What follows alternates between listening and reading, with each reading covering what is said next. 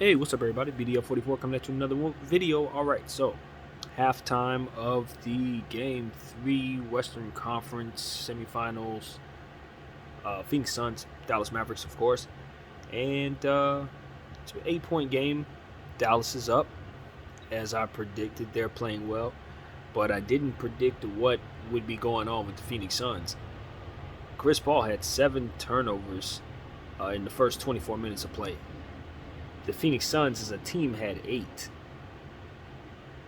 That tells you everything you need to know. So that needs to cease, to say the least. I didn't see that, obviously, because I was talking to you guys during the first half. So you obviously know I didn't see as much of that as I'd like to. But what I can say is Luka Doncic is getting a little more help from his guys. Jalen Brunson's back because he's been disappearing as of late. So he's got 14 points to half, even though the 3 ball isn't falling for pretty much anybody on that team. They are getting a lot of points in the paint, 32 points in the paint. So that's really noteworthy.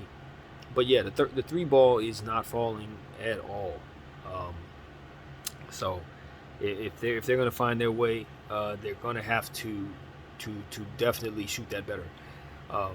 So yeah, Phoenix Suns I think are poised to probably have a rally in this game. I don't think the game is going to continue on this pace. They'll probably look to get Jay Crowder going a little more. He's got it going from behind the arc. I think he's like 4 for 5, I believe, at the moment. So they're going to need to give him the ball. And yeah, Chris Paul, take care of the basketball, shoot better, get Devin Booker going. Obviously, he's 3 for 8 from behind the arc. So both teams just want to shoot the ball better. At the end of the day, that's what needs to happen. And just continue to play defense. Both teams are obviously in a position where they are both in an uncomfortable spot, I'd say. You're looking at the Phoenix Suns and you want to take a stranglehold on this series. You don't want to play extra basketball and you're down by 8 at the half. On the other end, if you're the Dallas Mavericks, you're down 1-2 in the series, or rather 2-0 in the series, and you're trying to put yourself in a position to be 1-2 at home with an 8-point lead, but you're still not quite getting everything that you need out of everyone. You're still not seeing what you need to see in order to feel good about what you're doing. In other words, if Chris Paul doesn't turn the ball over 7 times, you probably don't even have the lead. So I would say both teams should be coming out with a sense of urgency in that third quarter. Nobody should be feeling any type of relaxation of any kind.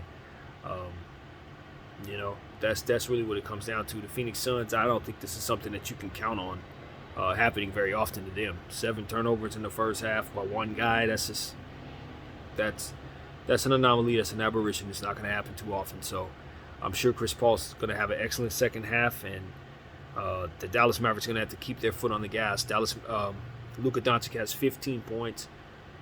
He's kind of frustrated. It looks like Chris Paul's under his skin. He was kind of upset about a call where he appeared to hit Chris Paul in the chin with his elbow. I mean, in slow motion, it did look like it appeared he got him, but Luka Doncic was mocking Chris Paul's neck motioning going backwards, saying that basically he's basically doing that, But all in all, I think Luka's frustration level is pretty high out there. I think that's what I'm gathering.